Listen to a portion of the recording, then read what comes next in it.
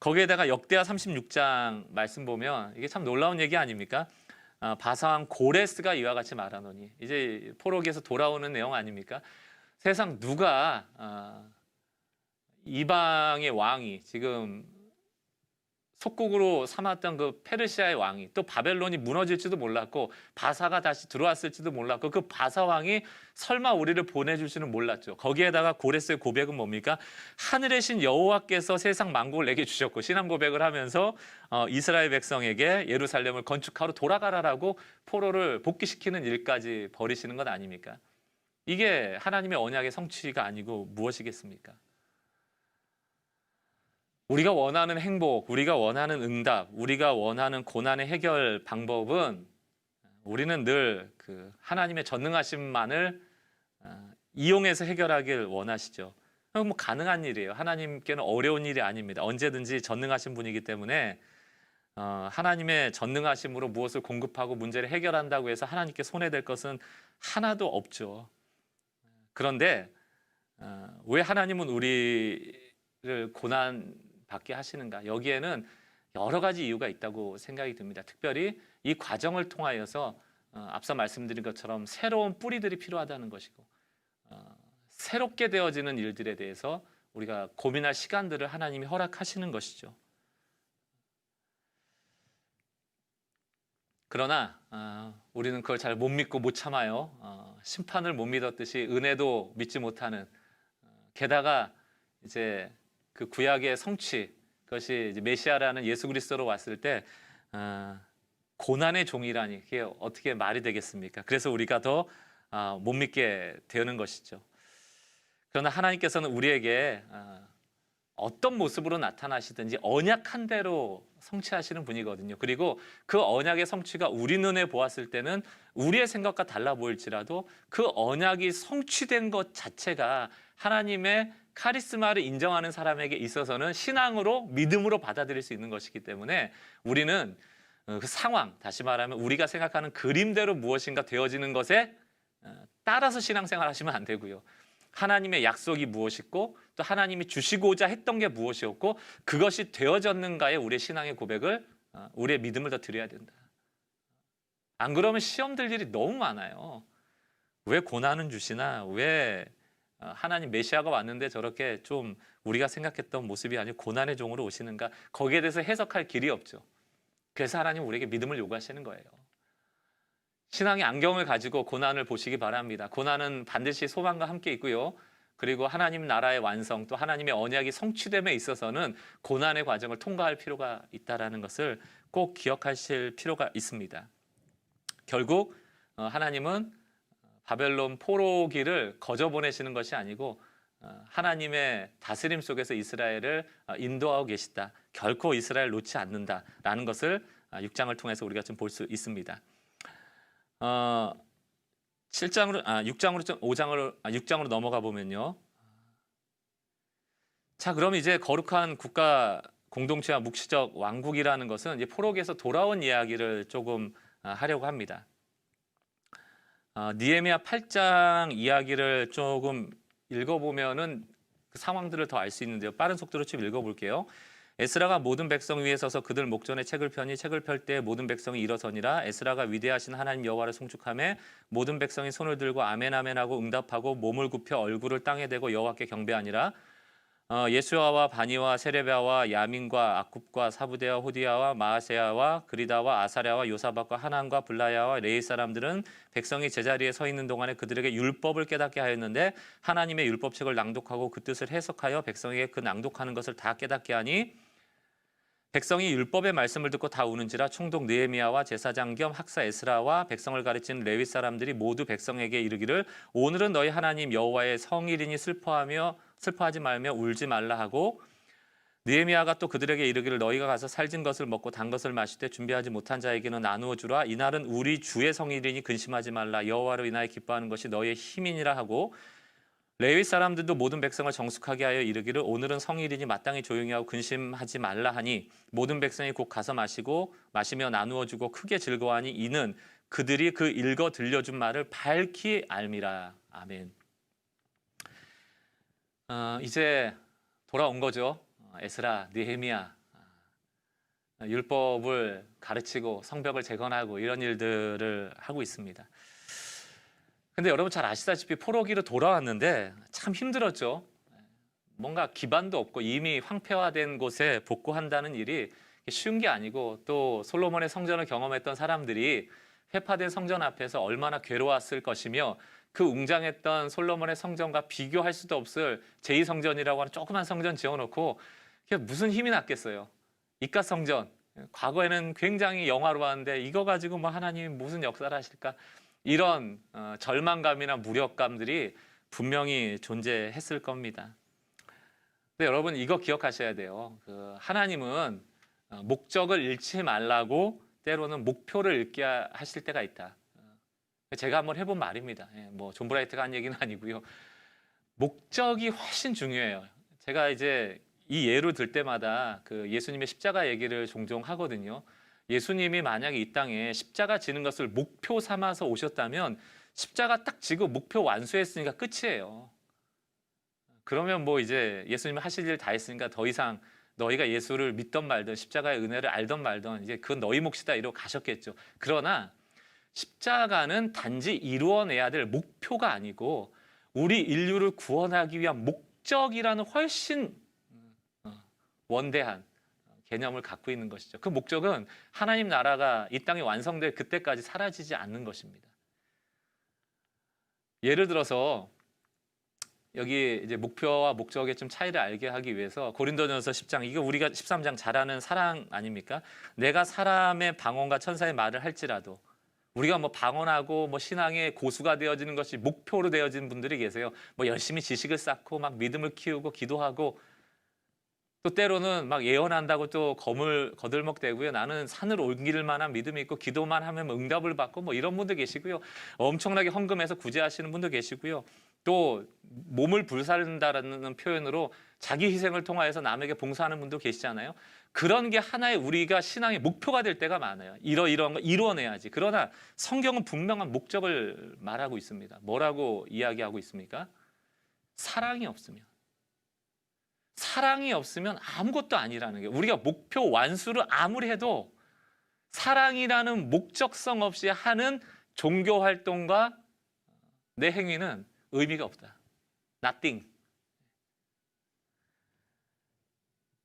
그러니까 우리가 신앙생활 할 때도요, 우리가 뭔가 열심히는 하는데 하나님이 받지 않으시는 일에 대해서 열심히 할 수 있다. 이거 굉장히 두려운 마음으로 하셔야 됩니다.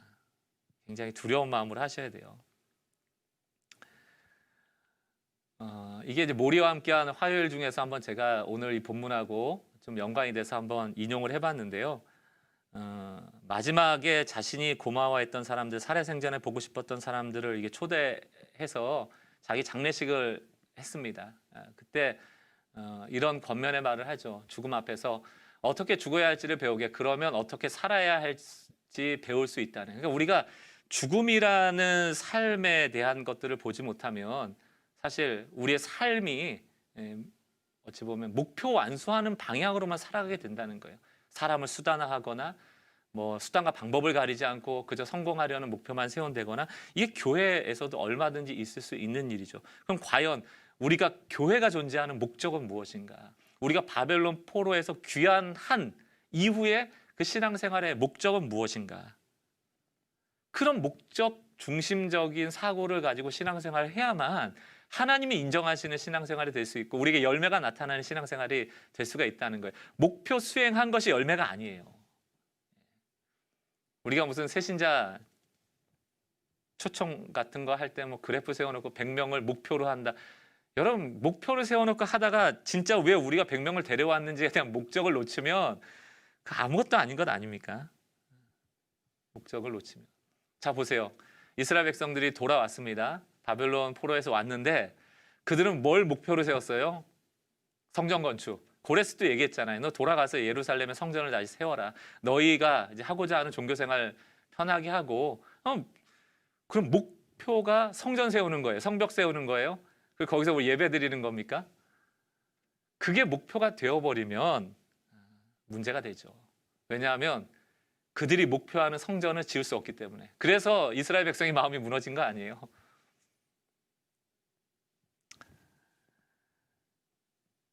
아니 그리고 하나님도 좀 그러시지. 성전이나 성벽 얼마나 방해하는 세력이 많았습니까? 분명히 포로에서 돌아오면 하나님 좀 팍팍 밀어주시면 좋을 텐데 잘 안 밀어주시잖아요. 그래서 솔로몬과 같이 커다란 성전 못 지었잖아요. 그런데 여러분, 성전 솔로몬과 같이 지으러 온 게 아니에요. 그 목표가 중요한 게 아니고 진짜 목적은 뭐다? 카리스마. 하나님의 영에 지배받는 백성이 되라는 거죠. 그래서 성전이라는 목표가 없지만, 그러니까 뭐라고 그럴까요? 솔로몬과 같이 화려한 성전을 짓지는 못했지만 거기에 낙심하지 않아도 된다. 하나님은 성전의 크기에 따라서 움직이시는 분이 아니고 바로 성전이 무너져 있고 성전이 초라해 보이는 바로 그 순간에 우리가 주목해야 될 것이 있는데 그것이 바로 무엇이다? 율법과 묵시라는 거예요. 하나님은 말씀하신다. 계시라는 게 뭡니까? 하나님은 언제나 나타나신다. 뭐 없이도, 성전 없이도, 성전의 화려함 없이도, 언제 어디서나. 성전은 없어질 수 있지만 하나님의 율법과 말씀, 묵시와 계시는 막을 수 없다. 무너뜨릴 수 없다. 언제나 있다.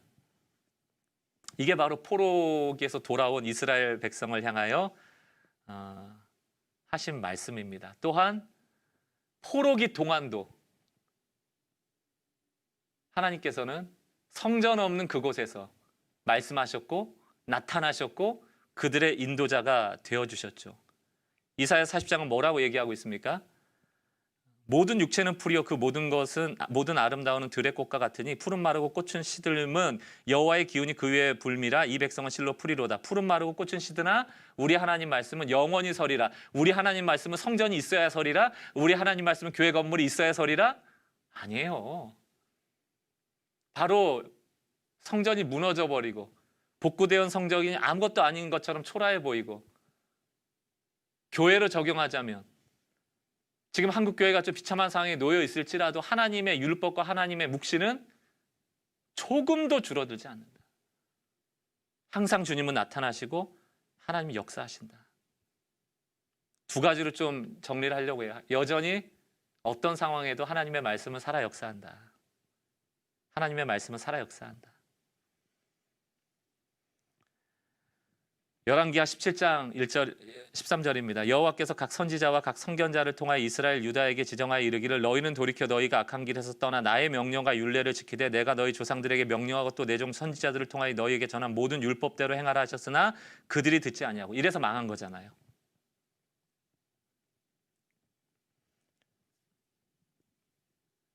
그래서 결국 이 말씀이 없어 망해버린 이스라엘 백성이 포로기로 돌아왔을 때는 다시 말씀을 붙잡는 것이 중요한 것 아닙니까? 그래서 에스라의 고백이 굉장히 중요합니다. 이제 돌아왔을 때 에스라 8장 말씀을 볼게요. 22절 나는 왕에게 군대와 기마병. 이 왕은 아닥사스다 왕입니다. 이제 포로로 돌려보내는 도와주는 왕이죠. 군대와 기마병을 보내달라는 말을 하기가 부끄러웠습니다. 군대를 보내준다면 길에서 만날지 모르는 원수들을 물리쳐 이길 수 있겠지만 우리는 이미 왕에게 누구든지 하나님께 복종하는 사람은 하나님께서 도와주시지만 하나님을 저버리는 사람은 진노를 받게 될 것입니다 라고 말한 적이 있기 때문입니다. 우리는 금식하면서 여행하는 동안 안전하게 지켜달라고 하나님께 기도드렸습니다. 그러자 하나님께서 우리의 기도를 들어주셨습니다. 굉장히 중요한 구절이에요. 굉장히 중요한 구절이다. 만약에 여러분 여기서 하나님의 말씀에 순종하지 않아서 바벨론 포로로 끌려갔는데 그리고 바벨론 포로 동안에도 하나님의 말씀이 있었고 그것을 신뢰함으로 돌아오는 에스라가 만약에 하나님의 말씀을 신뢰하지 않고 아닥사스다 왕의 도움을 받아왔더라면 하나님의 영의 통치를 받지 않고 포로기에서 돌아왔더라면 말짱 꽝인 거예요. 똑같은 거예요. 그것 때문에 망했는데 돌아올 때도 그 모습 그대로다? 그럼 바벨론 70년은 의미가 없는 것이죠. 근데 에스라는 하나님의 영의 지배를 받았어요. 아닥사스다 왕이 돌아오는 길에 만날 수 있는 대적들을 보호해주기 위하여 내가 병사를 주겠다라고 했지만 그걸 거절한 겁니다. 거절하고 뭐라고요? 나는 카리스마, 하나님의 영의 지배를 받고 예루살렘으로 돌아가겠습니다. 할렐루야죠 이게. 이게 에스라의 위대함인 거예요. 하나님의 말씀이 없어 패망한 것을 알았기에 하나님의 말씀 앞에서는 이스라엘로 재건하기를 원했던 것입니다. 느헤미야에서도 똑같이 에스라가 등장하잖아요. 백성이 이 율법을 듣고 그 섞인 무리를 이스라엘 가운데서 모두 분리하였느니라. 내가 이와 같이 그들에게 이방 사람을 떠나게 하여 그들을 깨끗하게 하고 또 제사장과 레위 사람들의 반열을 세워 각각 자기의 일들을 맡게 하고. 개혁의 방점이 어디에 있습니까? 느헤미야의 말씀 개혁이에요. 말씀 개혁. 성전 성벽을 짓는 게 목적이 아니고 말씀으로 다시금 개혁하는 게 목적이다. 그것을 위하여 상징적으로 세운 게 뭡니까? 그게 성전이죠. 성전이 있어서 하나님이 역사하시는 게 아니고 하나님의 역사가 있는 그것이 성전입니다. 교회가 있어 하나님의 말씀이 살아 역사하는 것이 아니고 하나님의 말씀이 살아 역사하는 그것이 바로 공동체고 교회예요. 이 말씀 없이는 안 된다는 것이죠. 아닥사스다 왕의 도움을 받았으면 조금 편하게 올 수는 있었겠지만 그러나 하나님께서 기뻐하시지 않는 복귀가 됐을 겁니다. 그러나 에스라는 하나님을 기쁘시게 해드렸죠. 말씀이 여전히 살아있었다는 것을 증명하는 것이고요. 묵시는 여전히 계속된다는 메시지를 주고 있는 거예요. 묵시라는 게 뭡니까? 하나님의 나타나심이죠. 하나님께서는 감추지 않고 나타내고 계신다. 성전의 유무와 상관없이, 교회의 유무와 상관없이 하나님 일하세요. 에베소서 1장 17절 말씀. 우리 주 예수 그리스도의 하나님 영광의 아버지께서 지혜와 계시의 영을 너희에게 주사 하나님을 알게 하시고 과연 우리에게 이 지혜와 계시의 영에 사로잡혀 있는가? 담임 목사라면 담임 목사로서, 또 교육자라면 교육자로서, 우리 성도님이라면 성도님으로서, 그리고 그 교회 공동체는, 그 교회는 과연 하나님이 통치하시는 그 계시와 지혜의 영으로 가득하고 있는가? 우리의 모든 선택들은 과연 그 하나님의 뜻대로 순종하면서 가고 있는 것인가? 우리를 돌아보실 수 있기를 바랍니다. 다니엘 2장 말씀 보면 묵시에 대한 말씀인데요. 2장 이 여러 왕들의 시대에 하늘의 하나님이 한 나라를 세우시리니 이것은 영원히 망하지도 아니할 것이요 그 국권이 다른 백성에게 돌아가지도 아니할 것이요 도리어 이 모든 나라를 쳐서 멸망시키고 영원히 설 것이라. 그 한 나라가 바로 하나님 나라죠. 하나님의 메시지는, 하나님의 목적은 분명해요. 고난을 주실 때도, 심판하실 때도, 돌이키실 때도 하나님의 모든 과정의 목적은 하나님의 나라를 인정하고 하나님의 카리스마에 사로잡히라. 그 나라의 백성이 되라. 다윗의 백성이 아니고, 솔로몬의 백성이 아니고, 요시아의 백성이 아니고, 에스라의 백성이 아니고, 느헤미야의 백성이 아니고 하나님의 백성. 4장에 보면 느부갓네살 왕이 나옵니다. 나 왕이 말하 이르되 이 큰 바벨론은 내가 능력과 권세로 건설하여 나의 도성으로 삼고 이것을 내 위엄의 영광을 나타내는 것이 아니냐 하였더니 이 말이 아직 나 왕의 입에 있을 때 하늘의 소리가 들려 이르되 느부갓네살 왕아 내가 내게 말하노니 나라의 왕위가 내게서 떠났느니라. 하나님은 이스라엘의 왕이 아니에요. 이스라엘의 수호신이 아니에요. 하나님은 별과 달과 해라는 자연을 통치할 뿐만이 아니고 온 나라와 온 우주의 왕이 되신다. 그러므로 이런 느부갓네살 왕의 경거망동하는 언어를 하나님이 들으시고 그 왕권을 폐위하시는 겁니다. 아니, 바벨론의 왕이 아니시잖아요. 하나님은 유대의 왕이지. 이게 아니라는 거예요. 우리가 교회 안에서도 얼마나 많은 오해를 합니까? 하나님이 교회에 통치하시는 하나님으로 알 때가 얼마나 많아요. 교회 밖 세상에서는 하나님 역사 안 하시는 것처럼 여길 때가 얼마나 많아요. 그래서 신앙생활을 종교생활로 축소시킬 때가 얼마나 많습니까? 세상 나가면 금묵자흑, 거머질까 봐 두려워서 세상과 단절하고 살아갈 때가 얼마나 많습니까? 우리 아이들을 다른 종교의 아이들과 함께 어울리지 못하도록 하기 위해서 우리 아이들 옆에 벽을 세울 때가 얼마나 많습니까? 그게 바로 이분화된 것이고 신앙의 패착이죠. 잘못 알고 있는 것이죠. 하나님을 교회의 하나님, 믿는 자의 하나님으로 축소시켜버린 것이죠. 아니라는 것이죠. 이런 말을 듣고 하나님께서 32절 내가 사람에게 쫓겨나 들짐승과 함께 살면서 소처럼 풀을 먹을 것이요 이와 같이 7대를 지내면서 지극히 높으시니가 사람의 나라를 다스리시며 자기의 뜻대로 그것을 누구에게든지 주시는 줄을 알기까지 이르려 하시더라. 사람의 나라, 그거는 하나님의 나라 밑에서 카리스마의 지배를 받을 때만 의미가 있는 것이지 그냥 인간의 욕심과 인간의 교만함으로 세운 나라를 하나님은 대적하십니다. 오늘 이제 2강의 결론을 내리면서 폴 트립의 지금 누리는 하나님의 나라라는 내용의 하나를 좀 인용하려고 하는데요. 제가 참 이렇게 인사이트를 많이 얻었던 내용이기도 해요. 제가 한번 읽어보겠습니다.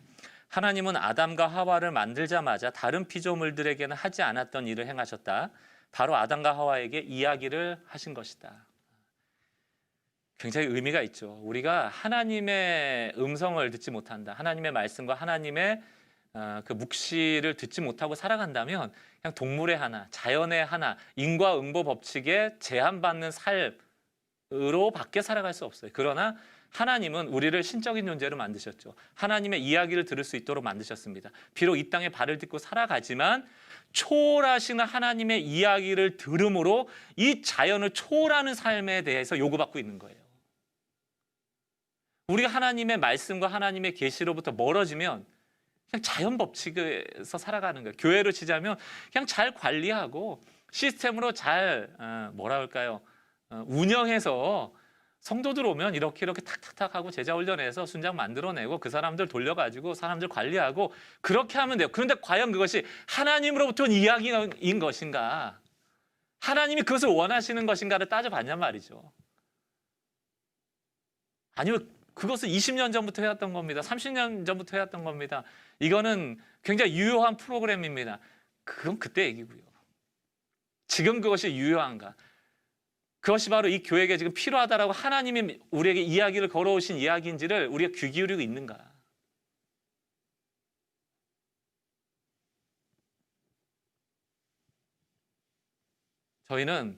저는 이 하나님 나라라는 이 내용을 보면서 결국 하나님의 영에 지배받는 사람을 찾으신다라는 그 한 가지의 메시지예요.